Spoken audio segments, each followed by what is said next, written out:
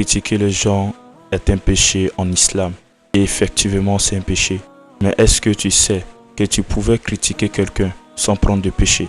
Oui, c'est possible en islam.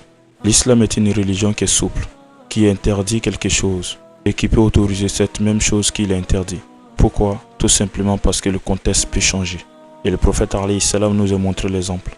Lorsque Fatma bint Qais est venue voir le prophète alayhi salam, elle a dit: ô messager de Dieu, il y a deux personnes qui ont demandé ma main en mariage. Deux personnes qui veulent se marier avec moi. Il ne sait pas comment choisir entre les deux. Qu'est-ce que le prophète alayhi salam fait? Le prophète va critiquer ces deux personnes.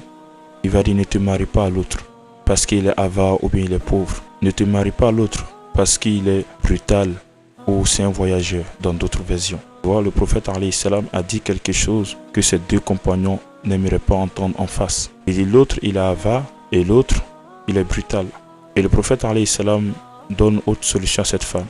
Il lui dit: marie-toi à cet homme car lui il est bien, il a un bon comportement. Mais pourquoi le prophète alayhi salam a critiqué ces deux compagnons? Est-ce un péché ou une bonne action? En vérité, ce n'est pas un péché. Parce que critiquer ces deux personnes était nécessaire et très obligatoire. Parce que si le prophète alayhi salam ne le faisait pas, cette femme allait se marier aux mauvaises personnes. Ainsi, si la nécessité rentre dans un sujet, dans un contexte, alors ça devient obligatoire de faire cette chose. C'est pour ça en islam, ce qui est interdit peut devenir autorisé. Et ce qui est interdit peut devenir obligatoire. Et si tu ne le fais pas, ça devient péché pour toi. Je donne encore un exemple. Les gens rentrent dans la cour, demandent après tes parents. Tu sais très bien, mentir en islam, c'est interdit. Tu sais très bien que ces personnes, s'ils voient tes parents, ils vont essayer de les assassiner. Qu'est-ce que tu fais?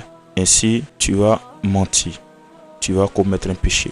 Et ce péché, c'est pas simple. Le péché devient obligatoire parce que si tu ne mens pas, tu vas commettre un péché encore. Donc ici, mentir devient autorisé en islam. Tu vois un peu la souplesse de l'islam. Ce qui est interdit parfois peut devenir autorisé et même très obligatoire. Ainsi, le prophète alayhi salam a créé ces deux personnes pour pouvoir sauver cette femme qu'elle est rentrée dans un mariage toxique, dangereuse, puante. Ainsi, souplesse de l'islam facilite la religion aux gens, guide les gens sur le droit chemin et dans la bonne compréhension de l'islam. Dis-moi, tu as une fois critiqué les gens? Tu as une fois parlé derrière le dos des gens? Et pour quelle cause? Pour abaisser la personne, pour humilier la personne? Ou dans le sens du prophète alayhi salam, en cherchant des solutions? Ainsi, on sera à la prochaine, Inch'Allah.